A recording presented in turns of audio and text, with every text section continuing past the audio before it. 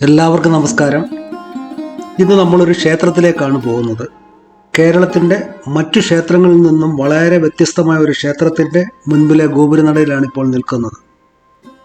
ഇത് മറ്റെങ്ങുമല്ല, ഓച്ചിറ പരബ്രഹ്മ ക്ഷേത്രത്തിലാണ് നിൽക്കുന്നത്. ക്ഷേത്രം എന്ന് പറഞ്ഞാൽ ഇവിടെ അമ്പലമില്ലാതെ ആൽത്തറയിൽ മാത്രം ആരാധന നടത്തുന്ന സാക്ഷാൽ പരബ്രഹ്മമൂർത്തി കുടികൊള്ളുന്ന ക്ഷേത്രം.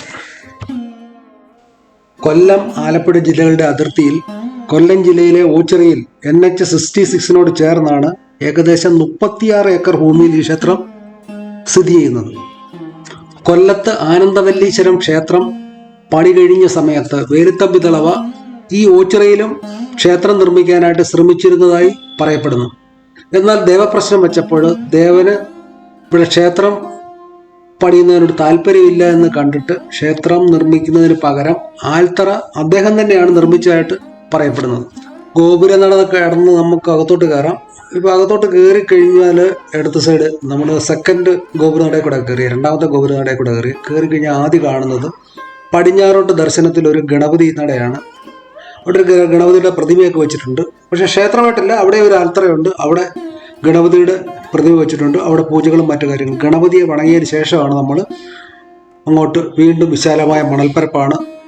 ഓച്ചിറ ഒരു മഹാക്ഷേത്രമായി അറിയപ്പെടുന്നുണ്ടെങ്കിലും ഇവിടെ വിഗ്രഹമോ നാലമ്പലമോ ബലിക്കൽപ്പുരയോ ഒന്നും തന്നെ നമുക്ക് കാണാൻ സാധിക്കില്ല. വൈഷ്ണവ ശൈവ സങ്കല്പത്തിൽ കിഴക്കും പടിഞ്ഞാറുമായിട്ട് 2 ആൽത്തറകൾ മാത്രമേ നമുക്ക് കാണാൻ പറ്റത്തുള്ളൂ. നമുക്ക് കഴിഞ്ഞാൽ കാണാം, കിഴക്കും പടിഞ്ഞാറുമായിട്ട് 2 ആൽത്തറകൾ മാത്രമേ നമുക്ക് കാണാൻ സാധിക്കുള്ളൂ. ബ്രഹ്മം എന്ന് പറയുമ്പോൾ ഓങ്കാരമൂർത്തി, ത്രിമൂർത്തി സംഗമ ഭൂമി. അപ്പോൾ ഒരു പക്ഷെങ്കിൽ ത്രിമൂർത്തി സംഗമ ഭൂമിയിൽ പരബ്രഹ്മത്തിന് ക്ഷേത്രം ആവശ്യമില്ലാത്തതുകൊണ്ടായിരിക്കും ഒരുപക്ഷെ ഇവിടെ ക്ഷേത്രം പണിയാൻ സാധിക്കാതിരുന്നത്. എന്തൊക്കെയാണെങ്കിലും ഇവിടെ ശിവന് തന്നെയാണ് പ്രാധാന്യം. 2 ആൽത്തറയ്ക്കും പടിഞ്ഞാറ് ഒരു നാഗത്തറ കാണാം. അതിനുശേഷം അവിടുന്ന് വടക്കോട്ട് പോയി കഴിഞ്ഞാൽ നമ്മളിപ്പോൾ അങ്ങോട്ട് നടന്നു കഴിഞ്ഞാൽ നമുക്ക് ഉണ്ടിക്കാവിലെത്തും. ഓച്ചിറയിലെ പരബ്രഹ്മമൂർത്തിയുമായി ബന്ധപ്പെട്ട ഒരു ഐതിഹ്യം പറയുന്നത് അകവൂർ ചാത്തൻ എന്ന് പറഞ്ഞാൽ പറയിപ്പറ്റ പന്തിരുകുലത്തിലെ വരരുചിയുടെ പുത്രൻ അകവൂർ ചാത്തൻ അകവൂർ ഇല്ലത്തിലെ ആശ്രിതനായിരുന്നു. അവിടുത്തെ കാര്യസ്ഥൻ, അവിടുത്തെ എല്ലാ ജോലികളും ചെയ്തു കൊടുക്കുന്ന നമ്പൂതിരിക്ക് എല്ലാ സഹായങ്ങളും, ഒരു സഹായി എന്ന രീതിയിൽ അവിടെ നിന്നിരുന്ന ആളാണ് അകവൂർ ചാത്തൻ. അപ്പോൾ എല്ലാ ദിവസവും കുളി, ദേവാലയം ഇതിനെല്ലാം പോകുന്ന നമ്പൂതിരി വളരെ ലേറ്റായിട്ട് വരുന്ന കണ്ടപ്പോൾ ഒരു ദിവസം ചാത്തൻ ചോദിച്ചു, അങ്ങ് ആരെയാണ് ഇത്ര പൂജിക്കുന്നത്, എന്താണ് ലേറ്റായിട്ട് വരുന്നത്? ഞാൻ പരബ്രഹ്മത്തെയാണ് പൂജിക്കുന്നതെന്ന് പറഞ്ഞ നമ്പൂതിരിയോട് ചാത്തൻ ചോദിച്ചു, പരബ്രഹ്മത്തെ കണ്ടാൽ എങ്ങനെ ഇരിക്കുമെന്ന്. അപ്പോൾ പറഞ്ഞു, നമ്മുടെ മാടൻ പോത്തിൻ്റെ കൊണ്ട് കണ്ടാൽ ഇരിക്കുമെന്ന് പറഞ്ഞു.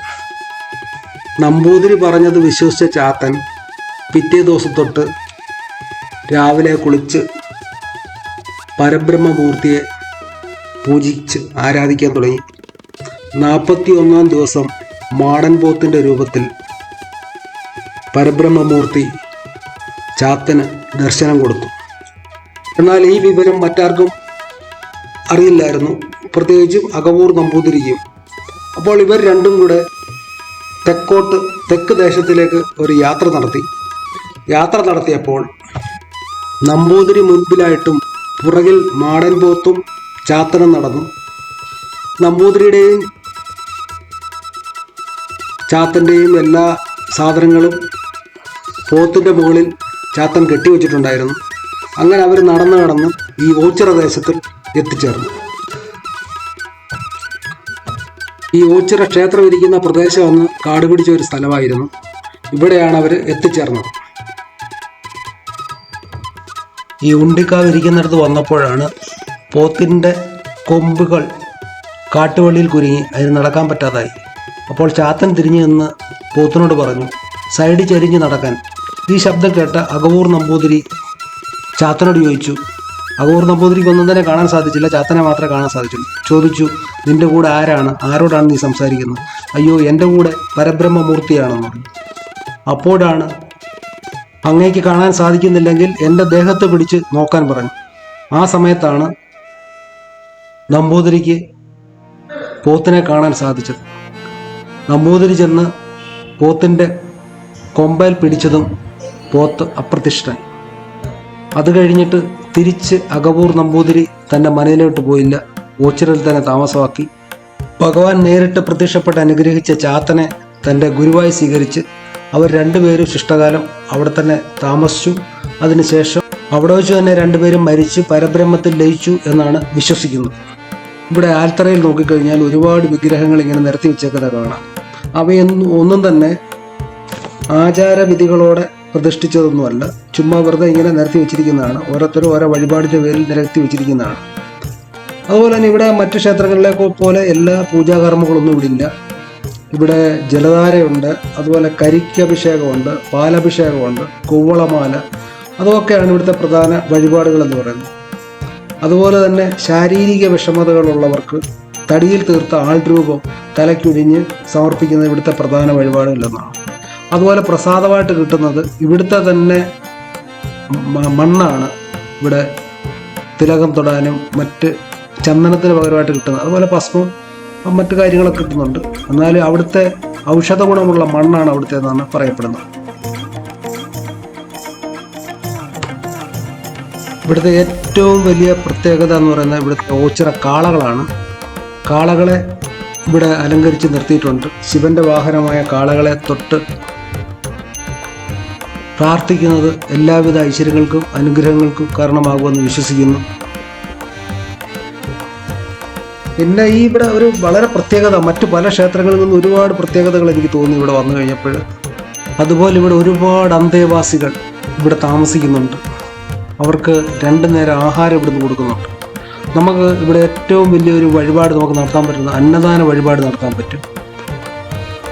സ്വയം വീട് ഉപേക്ഷിച്ച് വന്നവരും മറ്റ് ബന്ധുക്കൾ, മക്കളും മരുമക്കളും ഉപേക്ഷിച്ച് മറ്റ് ബന്ധുക്കൾ ഉപേക്ഷിച്ച് ഇവിടെ വന്നിരിക്കുന്ന അച്ഛനമ്മമാർ ഒരുപാട് പേരുണ്ട്. സ്വയം വീട് വിട്ടിറങ്ങി വന്നിരിക്കുന്ന ഒരുപാട് പേരുണ്ട്. അവരെന്താണെന്നറിയില്ല. അവർക്കവിടെ താമസിക്കാൻ, കുറേ ആൾക്കാർക്ക് താമസിക്കാനുള്ള സംവിധാനമുണ്ട്. അതുപോലെ തന്നെ അവർക്ക് 2 നേരം ആഹാരം കൊടുക്കുന്നുണ്ട്. അവരെല്ലാവരും തന്നെ ഈ അമ്പലത്തിൽ ഭജനം ഇരിക്കുന്നു. ഞാനിവിടെ എത്തിയത് തിരുവനന്തപുരത്തു നിന്നാണ്. ഔചാരികമായിട്ട് ഇവിടെ വെച്ച് എൻ്റെ നാട്ടുകാരെ ഇവിടെ കാണാൻ സാധിച്ചു.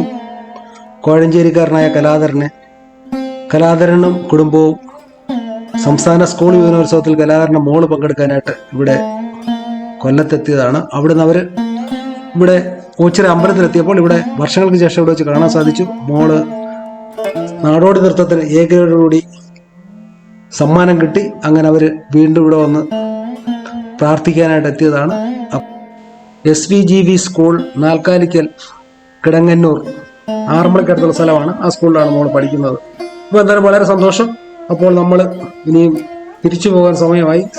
അപ്പോൾ ഞാൻ ഇവരുടെ കൂടെ തന്നെ ഇറങ്ങുകയാണ് ക്ഷേത്രത്തിൽ നിന്നും.